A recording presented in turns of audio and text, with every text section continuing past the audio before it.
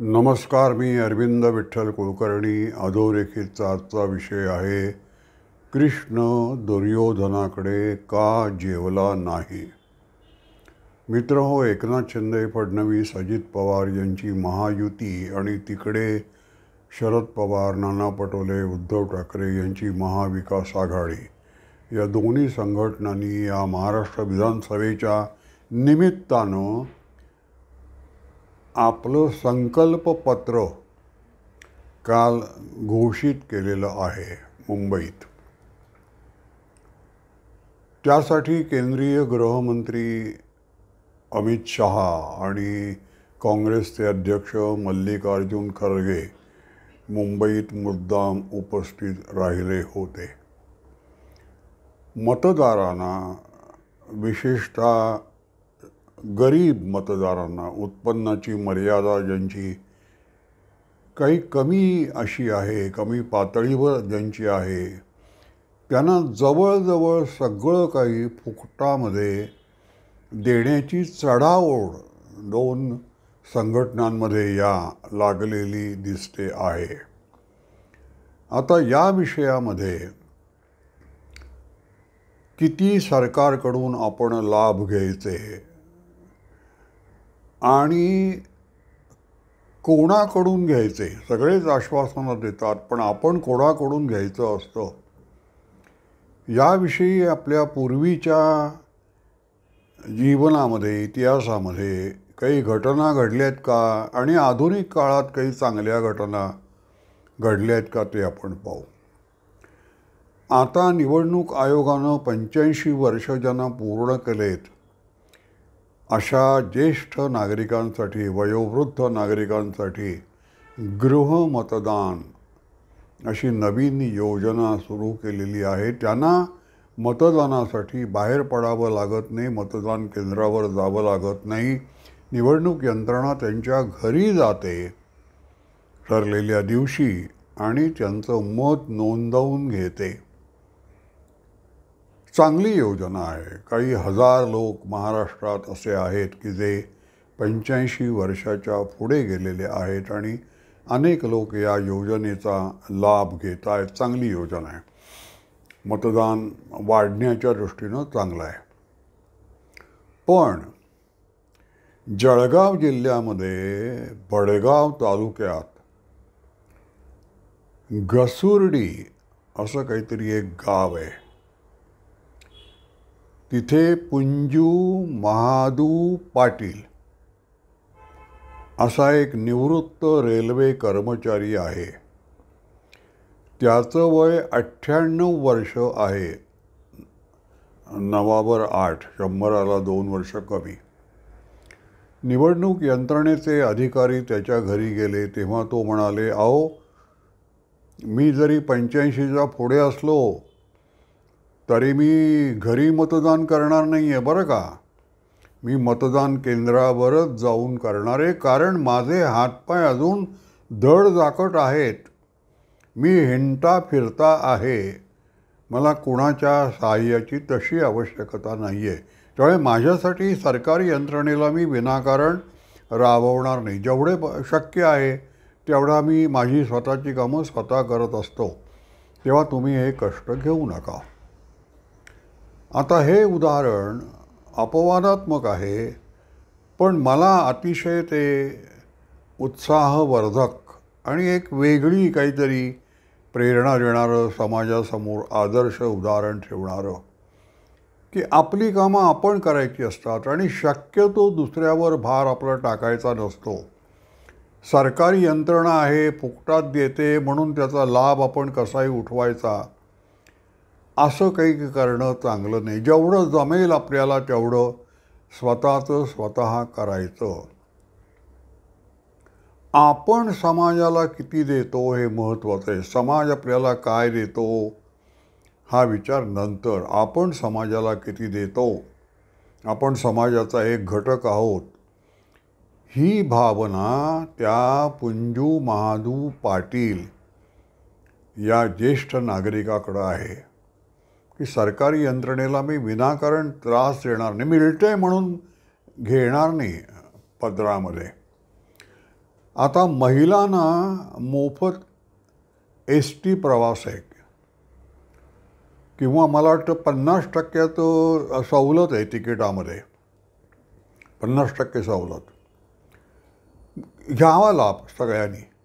पण मला असं वाटतं की ज्या स्त्रिया ज्यांची ऐपत आहे स्वतःचं तिकीट स्वतः काढण्याची, त्यांनी कधीकधी या योजनेचा लाभ घेऊ नये. कारण सरकार हे आपलंच आहे. आपण जेव्हा सरकारकडून काही घेतो, वसूल करतो, तेव्हा ते दुसऱ्या कोणाकडून तरी आपल्या स्वतःच्या घरामध्ये आपण वसुलीची भावना ठेवत नाही. दुसऱ्याला कमीत कमी त्रास व्हावा. आपण चहा प्यायल्यानंतर उठून आपण आपला कप धुतो. तो आई घेऊन जाईल, बहिणी घेऊन जाईल, बहीण घेऊन जाईल असं नाही आपण म्हणत. आपण जेवल्यानंतर सुद्धा आपली ताटं आपण उचलतो की नाही, किंवा काहीतरी एक यंत्रणा ठरलेली असते. तसं इथे व्हायला पाहिजे. सरकारी यंत्रणेवर आपला कमीत कमी भार पडला पाहिजे. हा संस्कार, उत्कृष्ट नागरिकत्वाचा हा संस्कार लोकांवर व्हायला हवा आहे. या दृष्टीनं NGO आहेत किंवा सामाजिक संस्था आहेत किंवा संस्कार वर्धिनीसारख्या ज्या संस्था आहेत, त्यांनी या दृष्टीनं प्रयत्न करायला पाहिजे की सरकार देतं आहे ते ठीक आहे, पण तरी आपण त्याचा किती लाभ घ्यायचा याचा विचार आपण करायला पाहिजे. आता दुसरी गोष्ट म्हणजे अनेक लोक तुम्हाला देत असतात. तुमचं एक मत मिळावं म्हणून आम्ही तुम्हाला सगळं देऊ असं सांगत असतात. कोणाकडून घ्यायचं आपण याचा विवेक आपल्याला असला पाहिजे. यासाठी काही उदाहरण आहे पहा. महाभारतामध्ये कौरव पांडवांचं युद्ध आता होणार अशी शक्यता जेव्हा निर्माण झाली, तेव्हा युद्ध टाळण्याचे प्रयत्न करण्यासाठी कृष्ण शिष्टाई ज्याला म्हणतात, समेट घडवून आणणं, दोन्ही पक्षांना एकत्र बोलावून त्यांचं म्हणणं काय आहे, तर हे बोलणी करण्यासाठी, हा प्रयत्न करण्यासाठी समेटाचा कृष्ण कौरवांकडे जायला निघाला. हस्तिनापुरात धृतराष्ट्राला भेटायला राज्यसभेमध्ये तो हा प्रस्ताव मांडणार होता की युद्ध करूया नको, मैत्रीपूर्ण वातावरणातून प्रश्न सोडवता येतात का ते पाहू. कृष्ण हा निघालेला आहे शिष्टाईसाठी हे कळल्यानंतर त्याला वाटेतच दुर्योधनानं गाठला आणि मग म्हणाला, तुझी पुढची प्रवासाची सगळी व्यवस्था आता मी केली, मग तू माझा पाहुणा आहेस. आणि मग अतिशय चांगली व्यवस्था, त्या काळात जेवढ्या म्हणून चांगल्या सोयी सुविधा देता येतील प्रवास सुखकर व्हावा म्हणून. आणि मग तिथे हस्तिनापुरात पोचल्यानंतर दुर्योधन म्हणाला, आता तू माझ्या घरी जेवायचं. कृष्ण म्हणाला, एवढं तू प्रवासात माझं सगळी सेवा केलीस, मी तुझ्या घरी येतो, 2 मिनटं टेकतो, पाणी पितो थोडं, पण मी जेवणार नाही. का जेवणार नाही? माझं जेवण अतिशय चांगलं के सुग्रास जेवण केलं आहे मी. तू जेवण सुग्रास केलंस, पण मी का जेवणार नाही ते तुला सांगतो. 2 कारणासाठी माणूस आपलं घर सोडून दुसऱ्याकडे जेवतो. एक म्हणजे त्याची उपासमार होत असेल, तो भुके कंगाल असेल, स्वतःच्या घरी जेवण मिळण्याइतकी त्याची परिस्थिती राहिली नसेल, अशा वेळेला येणारं कोणतंही आमंत्रण तो स्वीकारतो. कोण बोलावतं याचा तो विचार करत नाही. गाव जेवण असलं तरी तिथे तो जातो. दुर्योधना, तुला माहिती आहे की माझी अवस्था अजून तशी झालेली नाही. मी माझ्या घरी सुखानं जेवू शकतो 2 घास. त्यामुळे हे कारण आता तुला कळलं, या कारणामुळे मी तुझ्या घरी जेवणार नाही. आणि दुसरं महत्त्वाचं कारण असं आहे की आपल्याला तो जेवायला बोलावतो, त्याचं आपल्याविषयी काय मत आहे, आपल्याविषयी त्याच्या भावना काय आहेत. तो काही व्यावहारिक हेतू मनात ठेवून बोलावतोय, त्याचं काही राजकारण आहे का, तो खरोखर प्रेमानं अगत्यानं आपल्याविषयी आदर वाटतो म्हणून आपलं उष्ट त्याच्या घरी सांडावं या चांगल्या भावनेतून तो बोलावतोय, याचा विचार माणूस करतो. मला असं लक्षात आलं, आणि तूही सहमत होशील, की तुझं काही माझ्याविषयी फार चांगलं मत नाही आहे. माझा अपमान करण्याची संधी तू काही सोडत नाहीस. आणि पांडव मला प्रिय आहेत, त्या पांडवांचा तू शत्रू आहेस, शत्रुत्व करतो आहेस. त्यामुळे तुझ्या घरी जेवणं हे रीतिरिवाजाला सोडून होईल, मानमर्यादांना सोडून होईल. तर म्हणून मी विदुराच्या घरी जाऊन जेवणार आहे. विदुराला माझ्याविषयी जरी तो धृतराष्ट्राचा सेवक असला तरी त्याला माझ्याविषयी मनात त्याच्या प्रेमभावना आहे, अगत्याची भावना आहे, आपुलकीची भावना आहे. म्हणून मी तिथे जाऊन जेवणार आहे.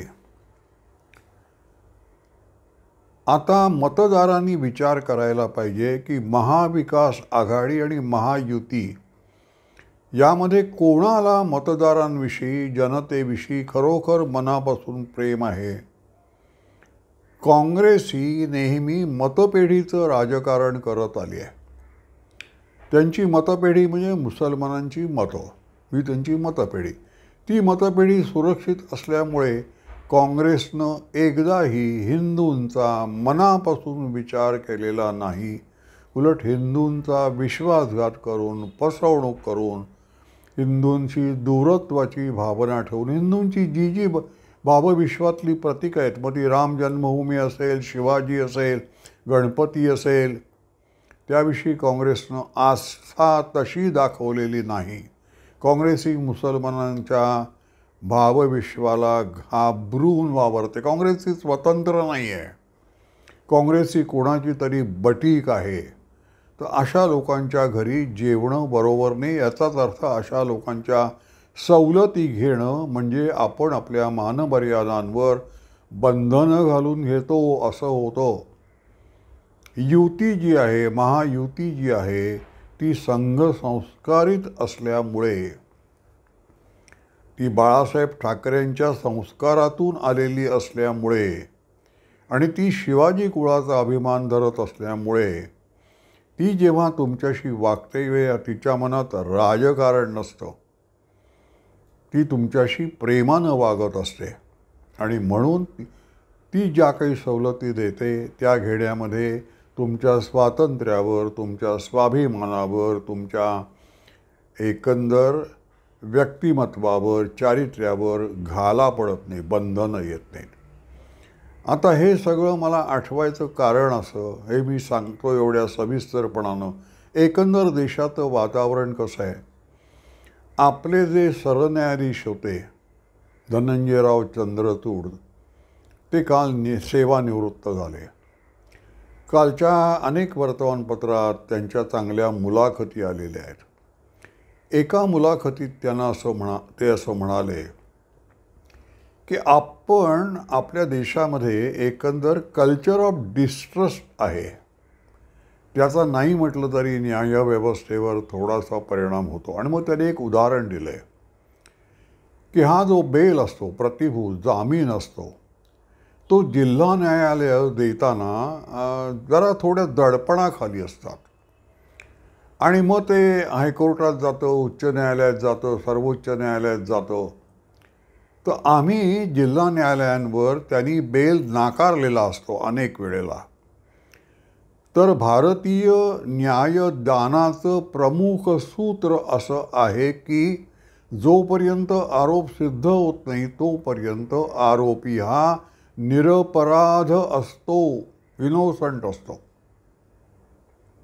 हे भारतीय न्यायव्यवस्थेचं मुख्य लक्षण, मुख्य तत्व आहे, स्पिरिट आहे. याला एकदा जोपर्यंत चौकशी चालू आहे तोपर्यंत बेल तुम्ही दिला नाही तर ते बरोबरच आहे. पण एकदा चौकशी पूर्ण झाल्यानंतर जर तुम्हाला वाटलं की आरोपी पळून जाणार आहे किंवा न्यायालयात बोलावलं जाईल तेव्हा येणार नाही आहे, तर बेल दिला नाही, जामीन दिला नाही तर ठीक आहे, प्रतिभूत दिला नाही तर ठीक आहे. पण एरवी त्याला शिक्षा म्हणून कोठडीत ठेवणं बरोबर नाही. पण हे जिल्हा न्यायालयानं जमतं तसं नाही. कारण एकंदर सरकारी यंत्रणांवर आपल्याकडे अविश्वास आहे. आपण कल्चर ऑफ डिस्ट्रस्टमध्ये राहतोय. ते दडपण असतं जिल्हा न्यायाधीशांवर आणि म्हणून ते खूप 10 वेळा विचार करतात, बेल द्यायचा की नाही, जामीन द्यायचा की नाही. आणि मग त्यांच्या हातून कधीकधी काहीतरी अशा चुका म्हणजे होऊ शकतात. तर मी खूप विचार केला की हे कल्चर ऑफ डिस्ट्रस्ट कशामुळे आहे. कल्चर ऑफ डिस्ट्रस्ट काँग्रेसमध्ये. काँग्रेसनं हे सरकार आपलं आहे अशी भावना 15 ऑगस्ट 1947 पासून निर्माण करायला पाहिजे होती. हे सरकार आपलं आहे. तुम्हाला आश्चर्य वाटेल, ही भावना सावरकरांनी सांगितलेली आहे की हे काँग्रेसचं सरकार असलं तरी आपलं सरकार आहे असं समजा आणि पूर्ण सहकार्य करा त्याला. सुरुवातीच्या काळात चुका होतात त्या मनावर घेऊ नका. सरकार आपलं आहे. पांडुरंग शास्त्री आठवले म्हणायचे, सरकार आपलं आहे असं भारतीय लोकांना कधी वाटलं नाही, कारण ते मतपेढीचं राजकारण करत होते. मुसलमानांची मतपेढी सांभाळली की बाकीच्या समाजाचा विचार करण्याची गरज काय, अशा धुंदीमध्ये आपल्या राज्यकर्त्यांनी. म्हणून मग ते कल्चर ऑफ डिस्ट्रस्ट निर्माण केलं. आपला कारण सगळं राजकारण जर सगळं स्वार्थापोटी चाललंय म्हटल्यानंतर सरकारी यंत्रणेविषयीचा विश्वास जसा वाढायला पाहिजे होता तसा वाढला नाही. हे सगळं सांगण्याचं कारण असं की कृष्ण जे म्हणाला, आम्ही कोणाच्या घरी का जेवायचो याचे काही दंडक ठरलेले आहेत. तसं कोणाकडनं किती सवलती घ्यायच्या, त्याच्यामागचं राजकारण काय हे तुम्हाला कळायला पाहिजे. म्हणून कल्चर ऑफ डिस्ट्रस्टमधून आपल्याला बाहेर पडायचं आहे. आपण जेव्हा मतदान करतो तेव्हा आपण गेली 70 वर्ष कल्चर ऑफ डिस्ट्रस्टमध्ये आपला कुणावरच विश्वास नाही. आता आपल्याला विश्वासानं सबका साथ, सबका विकास, सबका विश्वास हे धोरण आपल्याला निर्माण करायचं आहे. तर आपण मग जागतिक महासत्ता बनू शकतो. जगातलं पहिल्या क्रमांकाचं राष्ट्र आपण बनवू शकतो, सगळ्यांनी एकमेकावर विश्वास ठेवला तर. माझा हा व्हिडिओ आपल्याला आवडला असेल तर लाईक करा, शेअर करा आणि सबस्क्राईब करा. धन्यवाद.